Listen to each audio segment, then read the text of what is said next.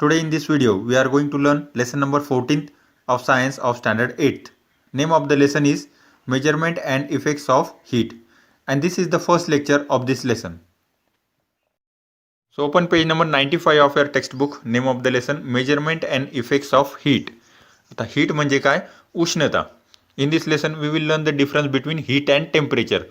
उष्णतामध्ये आणि तापमान या दोन टर्म्समध्ये काय फरक आहे ते आपण या लेसनमध्ये बघणार आहोत. त्याचबरोबर मेजरमेंट म्हणजे उष्णता कशी मोजायची तर ते सुद्धा आपण या लेसनमध्ये शिकणार आहोत.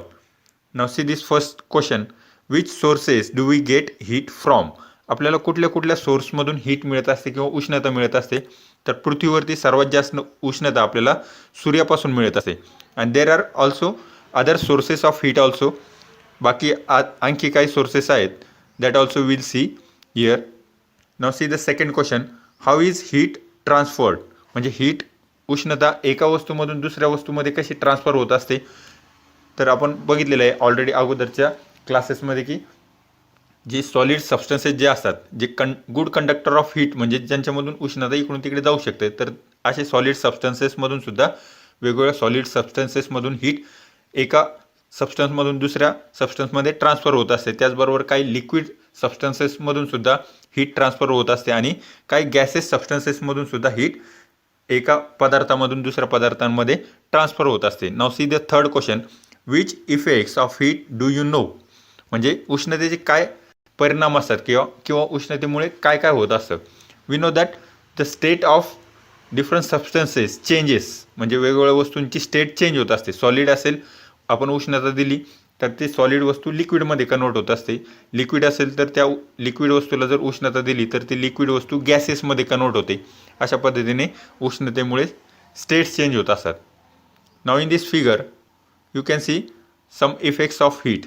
इथे काही इफेक्ट्स ऑफ हीट म्हणजे उष्णतेचे काही परिणाम दाखवलेले आहेत. Here you can see the water is boiling. म्हणजे पाण्यामधले जे मॉलिक्युल्स असतात तर त्यांची मुवमेंट फास्ट व्हायला लागते. Next here you can see that match box with the help of match box that match stick has started burning. इथे आग लागलेली आहे तर हा सुद्धा एक उष्णतेचा परिणाम.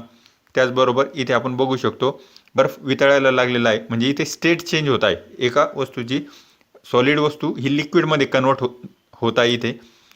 Next here you can see that balloon is flying due to the air has become light. इथे उष्णतेमुळे काय होत असतं की हवा ही एक्सपांड होते आणि हवेचं वजन हलकं होत असतं. हवा हलकी होत असते आणि त्याचमुळे हा बलून हवेमध्ये वरती जात असतो. This is also an effect of heat. Now read from here. We have seen in previous standards that heat is a form of energy which flows from an object at high temperature to an object at low temperature. Heat म्हणजे काय? एक energy म्हणजे ऊर्जेचा स्रोत असतो किंवा ऊर्जा असते. तर उष्णता ही जास्त तापमान असलेल्या वस्तूकडून कमी तापमान असलेल्या वस्तूकडे प्रवाहित होत असते. Temperature of an object tells us how hot and cold that object is. आता टेम्परेचर म्हणजे तापमान. तापमान आपल्याला काय सांगत असतं की एखादी वस्तू गरम आहे की थंडी आहे. तर अशा पद्धतीने the temperature of cold object is lower than the temperature of hot object. आणि ज्या वस्तू गरम असतात तर त्यांचं टेम्परेचर जास्त असतं आणि ज्या वस्तू थंड असतात तर त्यांचं टेम्परेचर हे कमी असतं. दस the temperature of ice cream is less than the temperature of T. आणि त्याच पद्धतीने आईस्क्रीमचं टेम्परेचर आईस्क्रीम थंडी असते तर तिचं टेम्परेचर कमी असतं आणि चहा गरम असते तर चहाचं टेम्परेचर हे जास्त असतं. We have also seen that when we give heat to an object, it expands and it contracts on cooling. जर एखाद्या वस्तूला आपण हीट दिली किंवा उष्णता दिली तर ते ऑब्जेक्ट काय होत असतं, एक्सपांड होत असतं. म्हणजे त्याची साईज वाढत असते. आणि त्याचबरोबर आपण जर उष्णता कमी केली त्या ऑब्जेक्टची तर ते ऑब्जेक्ट हे कॉन्ट्रॅक्ट म्हणजे त्याची जे साईज वाढलेली असते तर ती कमी होत असते. आपण जेव्हा उष्णता कमी करतो किंवा ते ऑब्जेक्ट कूल किंवा थंड झाल्यानंतर. तर त्याचबरोबर also the state of matter changes due to heat. आणि त्याचबरोबर ते वस्तू जी असते तर तिचं स्टेट ऑफ मॅटरसुद्धा चेंज होत असतं due to the effect of heat. उष्णता जर एखाद्या सॉलिड वस्तूला आपण उष्णता दिली तर ती लिक्विडमध्ये कन्वर्ट होते आणि लिक्विड वस्तूला जर उष्णता दिली आणखी तर ती लिक्विड वस्तू ही गॅसेसमध्ये कन्वर्ट होत असते. आणि त्याचंच उलटं जेव्हा आपण उष्णता कमी करू तर त्याच पद्धतीने गॅसेस वस्तूची उष्णता कमी झाली तर ती लिक्विडमध्ये कन्वर्ट होते आणि लिक्विड वस्तूची आणखी उष्णता कमी झाली किंवा टेम्परेचर कमी झालं तर ती वस्तू ही सॉलिडमध्ये कन्वर्ट होत असते. अशा पद्धतीने हीटमुळे वेगवेगळ्या वस्तूंचं स्टेट ऑफ मॅटरसुद्धा चेंज होत असतं. आता हीट म्हणजे उष्णता मोजण्याची जी पद्धत असते किंवा युनिट जे असतं, कशामध्ये उष्णता मोजत असतात, जसं आपण लांबी जी असते तर ते आपण सेंटीमीटर, मीटर किंवा किलोमीटरमध्ये मोजत असतो. त्याच पद्धतीने उष्णता मोजण्यासाठी कुठले मापं असतात? The unit of heat in SI system is joule. SI सिस्टीममध्ये उष्णता मोजण्यासाठी आपण जूलचा वापर करतो आणि CGS सिस्टीममध्ये आपण कॅलरीचा वापर करत असतो. आता एक जूलमध्ये आणि कॅलरीमध्ये किती फरक असतो? 1 calorie is equivalent to 4.18 joule. एक कॅलरी म्हणजे 1 calorie is equal to 4.18 joule. आता नेमकं एक कॅलरी हीट म्हणजे किती असते? 4.18 आपल्याला कॅलरीमधून नंतर आपण काढू शकतो, परंतु एक कॅलरी हीट म्हणजे किती असते? 1 calorie heat is the heat required to increase the temperature of 1 gram of water through 1 degree Celsius. 1 gram पाण्याचे तापमान 1 अंश सेल्सिअसने वाढवण्यासाठी 1 कॅलरी इतकी ऊर्जा लागते. बघितले की एक कॅलरी हीट किती असते की 1 ग्राम पाण्याचं 1 डिग्री सेल्सिअसने तापमान वाढवणे म्हणजे 1 gram multiplied by 1 degree Celsius of water. तर अशा पद्धतीने आपण फॉर्म्युला काढू शकतो. याहून 1 कॅलरी म्हणजेच हीट आणि ग्राम म्हणजे मास अँड डिग्री सेल्सिअस हे टेम्परेचर मोजण्यासाठी वापरत असतो. तर अशा पद्धतीने आपण फॉर्म्युला यामधून काढू शकतो. Heat is equal to mass into temperature. तर हा फॉर्म्युला आपण लक्षात घेऊन वेगवेगळे प्रॉब्लेम सॉल्व्ह करू शकतो. काही ठिकाणी हीट आपल्याला म्हणजे उष्णता काढायची असेल तर मास आणि टेम्परेचर दिल्यानंतर आपण उष्णता म्हणजे हीट काढू शकतो. काही ठिकाणी मास दिलेलं नसेल, वस्तू किती वस्तुमानाची आहे, किती kg किंवा किती ग्रामची आहे, तर ते दिलेलं नसेल तर ह्या दोन जे फिगर्स दिलेलं असेल, हीट दिलेलं असेल, टेम्परेचर दिलेलं असेल तर आपण मास काढू शकतो आणि हीट अँड मास दिलेलं असेल तर आपण टेम्परेचरसुद्धा काढू शकतो. अशा पद्धतीने आपण हे प्रॉब्लेम्स बघू. How much heat will be needed to raise the temperature of 1.5 kg of water from 15 degree Celsius to 45 degree Celsius. म्हणजे इथे काय काढायचं आपल्याला? हीट काढायची आहे आणि इथे मास किती दिलेला आहे? 1.5 kg.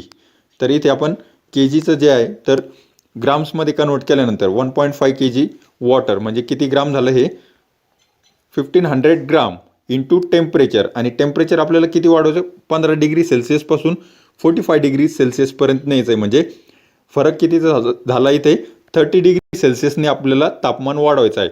तर अशा पद्धतीने उष्णता येईल कॅलरीजमध्ये 1500 इंटू 30 इट विल कम 45,000. तर अशा पद्धतीने कॅलरीमध्ये 45,000 कॅलरी हीट इतकी लागेल 1.5 किलो पाण्याचं टेम्परेचर 30 डिग्री सेल्सिअसने वाढवण्यासाठी. तर आता आपण इथे बघू शकतो की ज्यूलमध्ये जर काढायचं ठरलं तर हे कॅलरीज आपल्याला माहीत आहे. एक कॅलरी म्हणजे 4.18 जूल. मग आपल्याला कॅलरीला कितीने मल्टिप्लाय करावं लागेल? जी कॅलरीज आलेले आपल्या 45,000 तर 4.18ने मल्टिप्लाय केल्यानंतर आपल्याला ते उत्तर ज्यूलमध्ये सुद्धा येईल. It will come 1,88,100 joule. Now see the second problem. Second प्रॉब्लेममध्ये काय दिलेलं आहे? If the temperature of water changes by 10 degree Celsius on giving 300 calorie of heat, what is the mass of water? आता इथे सर्व कॅलरीज हे सुद्धा CGS आणि 10 डिग्री सेल्सिअस. आता इथे आपल्याला मास काढायचा आहे, पाणी किती असेल? तर फॉर्म्युला जर बघितला आपण, heat is equal to mass into temperature. तर इथे काय दिलेलं आहे? Amount of heat given to water. तर 300 कॅलरीज हीट दिलेलं आहे. हीटचं आपण व्हॅल्यू टाकू. मास आपल्याला काढायचा आहे. टेम्परेचरसुद्धा दिलेलं आहे 10 degree Celsius. So this will come, आता mass it will come 300 upon 10 अशा पद्धतीने. तर इथे काय येईल? Mass is equal to mass will come 30 gram. अशा पद्धतीने ते पाणी किती येईल? 30 gram. In this way you can solve different problems with the help of formula heat is equal to mass into temperature. Now see here sources of heat. म्हणजे उष्णता आपल्याला कुठल्या कुठल्या माध्यमातून किंवा कोणकोणत्या माध्यमातून आपल्याला उष्णता मिळत असते? See the first, sun. The sun is the biggest source of heat received by the earth. पृथ्वीवरती सर्वात जास्त उष्णता ही कशाच्या माध्यमातून मिळते आपल्याला किंवा कुठून मिळत असते? सूर्यापासून. A large amount of heat is generated due to the nuclear fusion taking place in its center. आणि सूर्याचा जो सेंटरचा भाग असतो तर तिथे काय होत असतं, न्यूक्लिअर फ्युजन होत असतं आणि त्या प्रोसेसमध्ये काय होत असतं, in this process hydrogen nuclei fuse together to form helium nuclei. म्हणजे हायड्रोजनचे जे न्यूक्लियस असतात तर ते त्यांची विभागणी होऊन हेलियममध्ये त्यांचं कन्व्हर्जन होत असतं. मध्ये हायड्रोजनच्या केंद्रकांचा संयोग होऊन हेलियमची केंद्रके तयार होतात. या केंद्रकातून ऊर्जा निर्माण होते. या ऊर्जेतील काही ऊर्जा ही प्रकाश व उष्णतेच्या स्वरूपात पृथ्वीपर्यंत पोहोचवली जाते. तर या प्रोसेसमध्ये काय होत असतं, generating heat in this process. आणि खूप जास्त प्रमाणात हीट निर्माण होत असते किंवा उष्णता निर्माण होत असते. Some of it reaches the earth in the form of light and heat. आणि तिथे निर्माण झालेली उष्णता त्यातली काही उष्णता ही पृथ्वीवरती सुद्धा येत असते प्रकाश किंवा उष्णतेच्या माध्यमातून. ना see the second source of heat म्हणजे पृथ्वीच्या माध्यमातून म्हणजे पृथ्वीच्या आतमध्ये सुद्धा काही उष्णता असते. At the temperature at the earth is hi. As the temperature at the centre of earth is hi, the earth is also a source of heat. म्हणजे पृथ्वीच्या आतमधला जो भाग आहे सेंटरचा भाग तर तिथे सुद्धा खूप जास्त प्रमाणात उष्णता असते. पृथ्वी केंद्रकामध्ये तापमान हे सर्वाधिक असते, म्हणून पृथ्वी हा सुद्धा उष्णतेचा स्रोत आहे आणि या उष्णतेलाच भूऔष्णिक ऊर्जा असे म्हटले जाते. This heat is called geothermal energy. आणि ती जिओथर्मल एनर्जीच्या स्वरूपातून बऱ्याचशा ठिकाणी आपण ती उष्णता इलेक्ट्रिसिटी जनरेट करण्यासाठी आपण वापरत असतो. Next source of heat chemical energy. Chemical एनर्जीच्या माध्यमातून उष्णता आपल्याला मिळत असते. When fuels like wood, coal, petrol etcetera are burn, there is a chemical reaction between the fuel and oxygen. रासायनिक ऊर्जा. लाकूड, कोळसा, पेट्रोल अशा इंधनाचे ज्वलन केले की ऑक्सिजन बरोबर यांची रासायनिक प्रक्रिया होते व यांपासून उष्णता निर्माण होते. यालाच आपण रासायनिक ऊर्जा असे म्हणतो. In this reaction. अशा पद्धतीने केमिकल एनर्जी जी असते तर ती सुद्धा उष्णतेचं एक माध्यम असतं. Next electrical energy. विद्युत ऊर्जा. In our daily life you have seen several equipments which produce heat with the help of electricity. इलेक्ट्रिसिटीच्या माध्यमातून सुद्धा आपल्याला हीट मिळत असते. त्यामध्ये हीटर असतात किंवा इलेक्ट्रिक प्रेस, इलेक्ट्रिक हीटर अशा माध्यमातून आपण उष्णता मिळू शकतो इलेक्ट्रिसिटीच्या माध्यमातून. So electricity is also source of heat. Next atomic energy. वेगवेगळे जे ॲटम्स असतात किंवा वेगवेगळे एलिमेंटचे काही ॲटम जे असतात तर त्यांच्या माध्यमातून सुद्धा आपल्याला खूप जास्त प्रमाणात हीट मिळत असते. त्यामध्ये कुठले एलिमेंट्स आहेत. A huge amount of heat is produce in a very short time when nuclei of some elements like uranium, thorium etcetera undergo fusion. ऊर्जा. अणु ऊर्जेच्या प्रकल्पामध्ये मोठ्या प्रमाणात ऊर्जेची गरज असते. त्यावेळेस युरेनियम, थोरियम अशा अणूंच्या केंद्रकाचे विभाजन केले असता अत्यंत थोड्या कालावधीत मोठ्या प्रमाणात ऊर्जा व उष्णता निर्माण होते. म्हणून अणु ऊर्जा ही सुद्धा उष्णतेचा एक स्रोत आहे. This is used in atomic energy projects. जे ॲटॉमिक एनर्जी प्रोजेक्ट्स असतात जिथून आपल्याला इलेक्ट्रिसिटी तयार होत असते ॲटॉमिक पॉवर स्टेशनमध्ये तर तिथे या प्रकारचे एलिमेंट्सचा हीट जनरेशन करण्यासाठी वापर केला जात असतो. Next source of heat is air. हवेच्या माध्यमातून सुद्धा उष्णता मिळत असते. A large amount of heat is present in the air around us. आणि हवा जी असते तर हवेमध्ये सुद्धा उष्णता ही निर्माण झालेली असते. जी सूर्याची जी उष्णता असते तर ती हवेमध्ये कन्वर्ट होत असते किंवा हवेमध्ये ती स्टोअर केली जात असते आणि हवासुद्धा एक उष्णतेचं माध्यम असतं. In this way there are different sources of heat. Now we will see this concept temperature. Temperature म्हणजे तापमान. एखादी वस्तू किती गरम आहे किंवा किती थंड आहे किंवा दोन वस्तूमध्ये कुठली वस्तू गरम किंवा थंड आहे तर त्यासाठी आपण काय करत असतो, तापमान बघत असतो वेगवेगळ्या वस्तूंचं. तर ते मोजण्यासाठी आपण थर्मोमीटरचा वापर करत असतो. तर थर्मोमीटरचा वापर आपण का करत असतो ते सुद्धा आपण इथे बघणार आहोत. We can find out how hot or cold and object is by touching that object. आपण एखादी वस्तू गरम आहे किंवा थंड आहे तर हे बघण्यासाठी त्या वस्तूला हात लावून बघत असतो. तर कमी गरम असेल तेव्हा किंवा कमी थंड असेल तेव्हा, नॉर्मल टेम्परेचर असेल तेव्हाच आपण हात लावून बघत असतो. However our sense of hot or cold is relative. आता आपण हे जे हात लावून बघत असतो तर ते कशा पद्धतीचं असं रिलेशन असं म्हणजे दोन वस्तूंमध्ये आपण रिलेशन करत असतो, थंड आहे किंवा गरम आहे. Now to understand this relative sensation बघण्यासाठी आपण ही एक्सपेरिमेंट बघू. Take 3 similar vessels, let us call them A, B and C. Like this we have to take 3 vessels. आता तिन्ही वेसल्समध्ये पाणी कशा पद्धतीने घ्यायचं आहे. Fill A with hot water and B with cold water.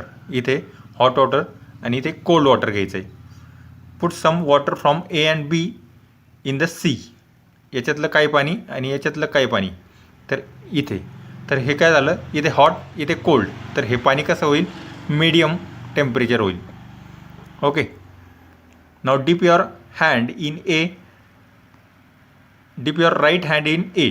इथे राईट हँड आणि इथे लेफ्ट हँड. तर दोन्हीमध्ये आपल्याला काय जाणवलं, इथे गरम, इथे हॉट वॉटर आहे तर इथे गरम जाणवेल, इथे थंडपणा जाणवेल. Now dip both the hands in C. नंतर काय करायचं, हे दोन्ही हात, तर इथे सीमध्ये म्हणजे दोन्ही हात आपल्याला ह्या वेसलमध्ये डीप करायचे. तर आपल्याला इथे काय जाणवेल की इथून जो हा गरम झालेला हात इथे आपण डीप केल्यानंतर इथे थोडासा थंड जाणवेल आणि हा थंड झालेला हात इथे थोडासा गरम पाण्यामध्ये डीप केल्यानंतर थोडासा हॉट जाणवेल. म्हणजे आपण इथे सांगू शकतो का की कुठला हात गरम झाला किंवा थंड झालेला आहे. तर इथे आपण बघू शकतो, हा जरी हात गरम असेल तर इथे आपण म्हणतो थंड झालेला आहे, कोल्ड झालेला आहे. आणि इथला हात थंड जरी असला तरी इथे तो हात कसा होतोय, गरम होतोय.